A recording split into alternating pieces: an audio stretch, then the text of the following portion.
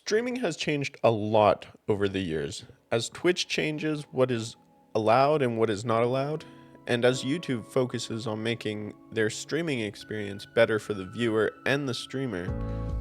There's a lot of things that a new streamer might want to know in order to try and grow their channel. So, today I have 5 things that you should be implementing in your stream based off of my experience so far this year of 2024. In case you don't know who I am or what I do, I stream Monday, Wednesday, Friday, Saturday in the evenings. I have only started taking streaming seriously along with video creation starting this year, January 1st, 2024, and I have tried previously but never to this year's extent. So I have a few tips to share with the streamers who may be struggling this year. Let's jump into them. Number 5, Twitch is one of the most popular options out there because they have established themselves the longest. They have this community that they have built over many years. However, it wasn't until recently that they allowed multi-streaming. If you have seen my video breaking down the Twitch contract, you may know that they had a term saying that any content on their platform must stay there exclusively for at least 24 hours after the stream. It was also known as an exclusivity clause.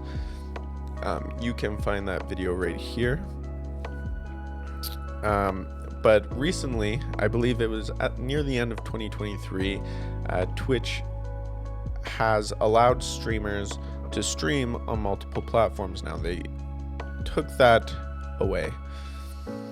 However, there was one major condition. You don't mention that you're streaming on any other platform. You can't even have chat on the screen with you while you stream. And so this is where the problem is. You're not supposed to talk about multi-streaming. You're not supposed to, put the chat on your screen. But the hardest part about multi-streaming at that point is people think you're crazy. Let me explain. So I'm streaming on Twitch and YouTube, for example. When I'm live on Twitch and I get a YouTube message from my very discoverable YouTube stream, the Twitch viewer doesn't know that I received a message over on YouTube because they are watching exclusively on Twitch. So they go, "Who are you talking to? You must be crazy. I didn't say anything." Yeah, you're right. You didn't say anything, and that's okay. But I'm not supposed to talk about multi-streaming, so in that moment, I have to talk about how, oh yeah, I'm streaming over on YouTube as well as here on Twitch. I did start on Kick too, but I got a little annoyed with Kick. We'll get into that later. Maybe. There are a couple ways to multi-stream through OBS. One way is restream.io. I think that's the most popular way that people use. And it's not the way I use, but I know it's popular amongst streamers who multi-stream. The second most popular way is actually a plugin called Multi-Stream RTMP.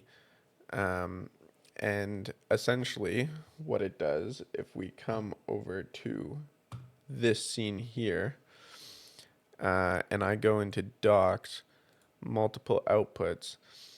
So it gives you this new thing, and you can add a new target, and you name the target whatever you want.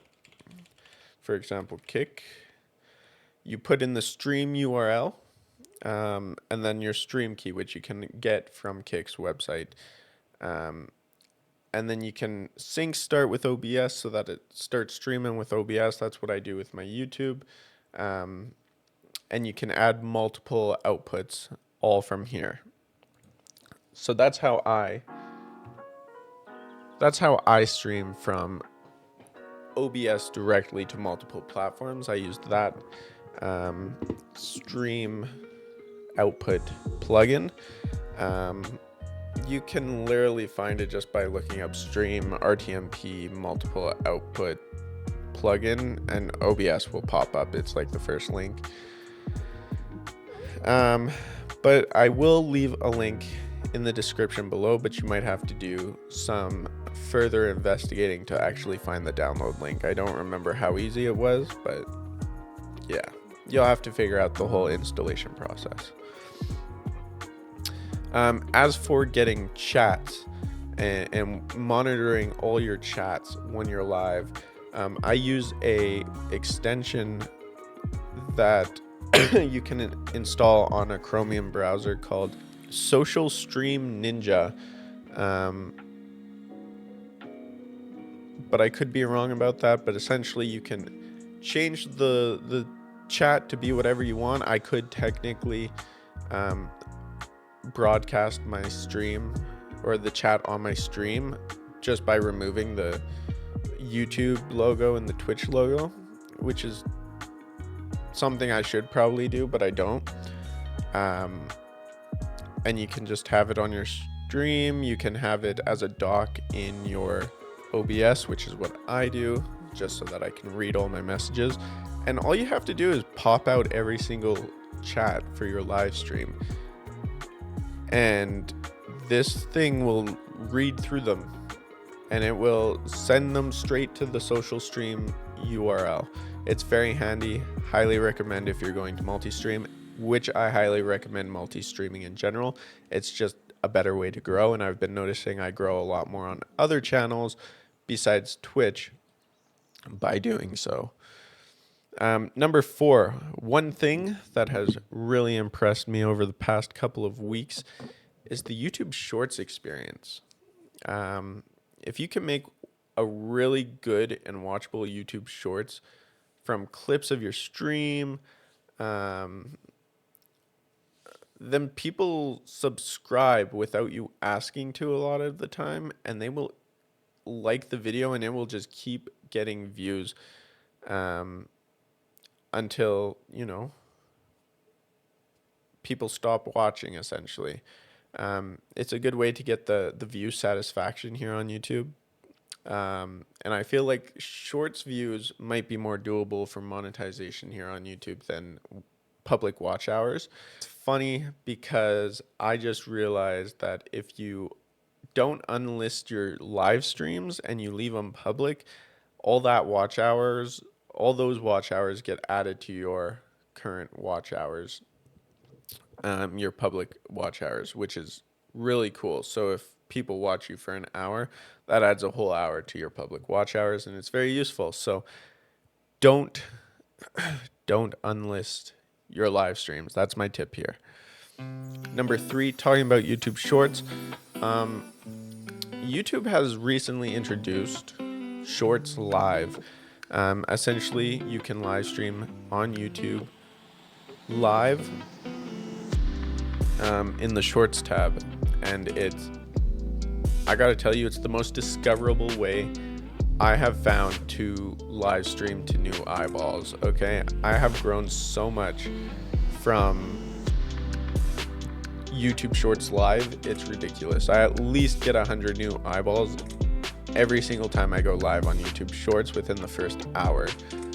I feel like after the first hour it kind of drops off, but it depends on the day.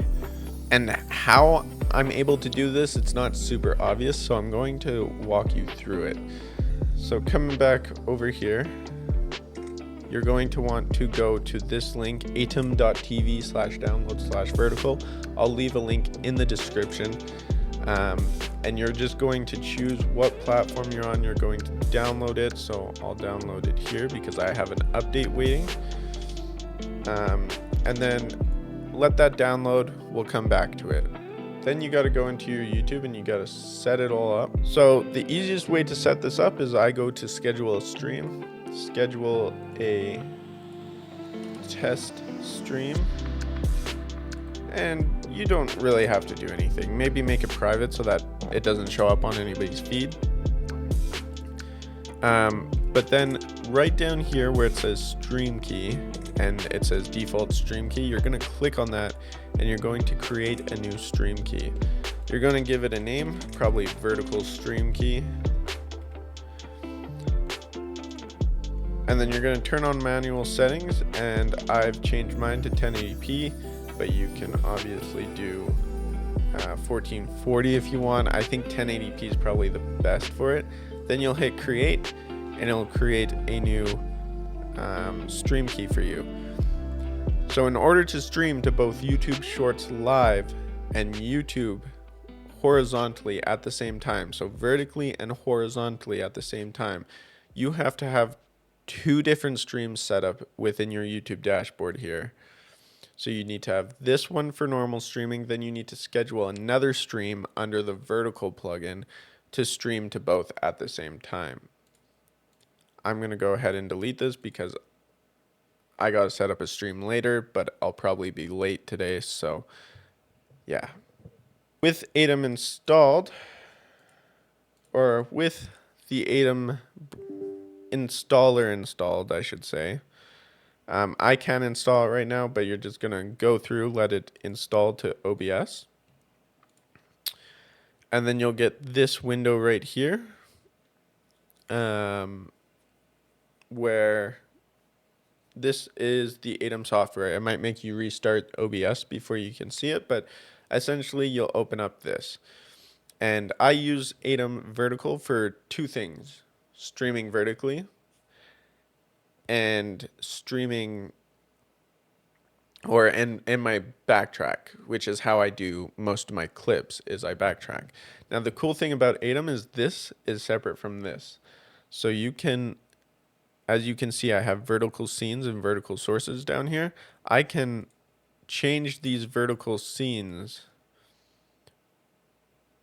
separately from this scene, and I can mess with these sources separately from these sources because this is its own output.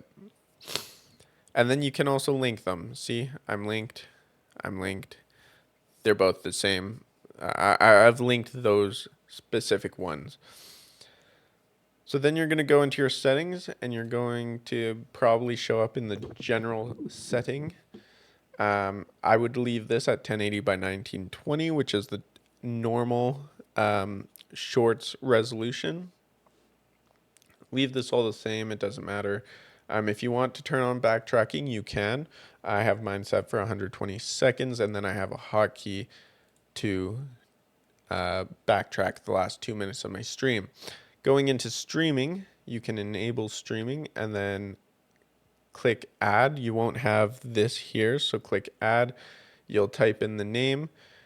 You'll grab the server from your YouTube and your stream key, and you'll just plug it all in there.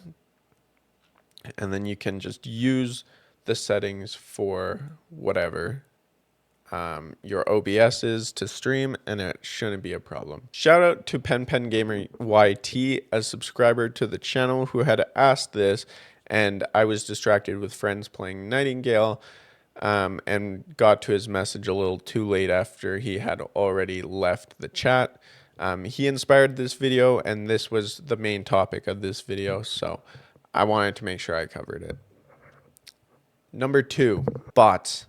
Man, bots fucking piss me off when I'm live streaming, okay? I got these hungry artists spamming in my chat, giving me those follows, giving me those subscriptions on YouTube. YouTube, actually, I don't notice it on. I think YouTube is a really good streaming platform because you don't have to deal with any of that crap. That being said, Twitch and Kick, and one of the main reasons I stopped streaming on Kick was because of these bots trying to sell me art. And it's to a point where I can tell just from the first couple messages, this person's going to sell me or try to sell me their art. And half the time, their art's not even that great. It blows my mind. I'm not looking for art at this current moment in time. I am focused on my channel. I am focused on streaming. I don't need your art yet. If I need art, I will go out and I will find someone I actually want to pay to make art. Please leave me alone. Stop sending your bots to my Twitch stream. Please. It's annoying. And number one, last but not least, the hardest part about streaming is staying dedicated when you only have 0 viewers. Especially when you are just starting out, I know it can be hard to stay entertaining throughout the stream when you have no viewers. But if you think about it, you shouldn't be entertaining because you have a viewer. You should be entertaining because you're entertaining. You should be able to entertain yourself before you can entertain others. And you shouldn't need a chatter to be active in chat in order to be entertaining. And this is something I've struggled with in my past multiple attempts of becoming a streamer, and you know, just in streaming in general, is I feel like I can't be entertaining without a viewer, but you can be. Many people do it. Everybody starts at the bottom. It's a skill that you just have to acquire and you have to work on, and it's something you can build on. So trust me, I know that's hard, but if you're streaming in the YouTube Shorts section, if you're streaming on YouTube, if you're streaming on Kick, if you're streaming on Facebook, for all I care, and you are being entertaining enough, there is going to always be someone new who finds you, who will watch you and chat with you, and you will still have to be entertaining despite them being in your chat. You will have to, because they might not always chat. So just make content, enjoy the process, make content on other channels. Turn your Twitch streams, turn them into YouTube videos. Because you're not going to grow if you're A, not entertaining live on stream without any viewers, and B, if you can't get in front of the eyeballs of those beautiful, beautiful viewers. And that's something I'm trying to focus on this year, is trying to make content to get me in front of the faces of viewers, so that, you know, when I am live, I have people to hang out with. You know, I still have to be entertaining, but at least I have people to bounce off of as well. And yes, it gets easier as you grow, but there's just a lot more work that goes into it when you become bigger. And honestly, I just want my little community. I want you guys to come hang out because you want to, because you feel welcome, and that's all I care about. Anyways, guys, that is my 5 things I think all streamers should know about streaming in 2024. If you enjoyed, be sure to subscribe, because you obviously are still here watching and enjoyed the video. And also, hit that like button for me. Did I miss anything you think should have been here? Let me know in the comments. And break a leg.